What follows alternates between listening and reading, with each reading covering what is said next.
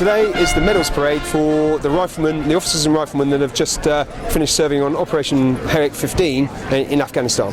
It was a very busy, tough time. You didn't know really what to expect, especially being your first time. But with the training I was given, I was very well prepared for going and doing a good job out there. It was fantastic. It was everything we trained to do as infantry soldiers. I mean, here at Brock Barracks we're 7th Battalion, the Rifles, and to deploy with 5 rifles who are based in Germany and do the job that we trained for was fantastic. And we did everything that we trained to do. Massively good experience. Dangerous, but interesting at the same time. My main job was ground holding, which involved patrolling local areas, sort of a policing kind of role, just give locals protection they need. I was the Afghan local police liaison officer, so that entailed training, recruiting, and just doing all the admin for the local police officers.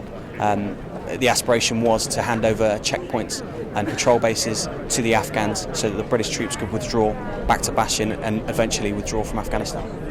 It was hard at Christmas because I'm so used to being at home every Christmas, and that made it hard, but with the use of the internet, which was recently installed where I was, and use of phones, I was quite happy it worked really well. And my family are very close, and I had loads of communication with them. They sent me parcels with chocolate and everything else you could think of that you'd need out there. But it's been great to see them. It's been great to be back. The latest review of the armed forces puts the reservists very much as part of an integrated force, and I think given the right amount of training and the right amount of time, the reservists can step up and meet that challenge. We were living alongside the Afghans in the mud huts. We were forward line of troops, so we were as deep into enemy territory as you could get in insurgent territory.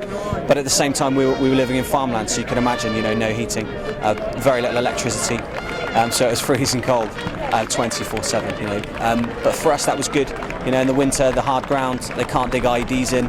The corn's low, so you can see the insurgents from a distance. But by the end of the tour, 40-degree heat, heavy kit.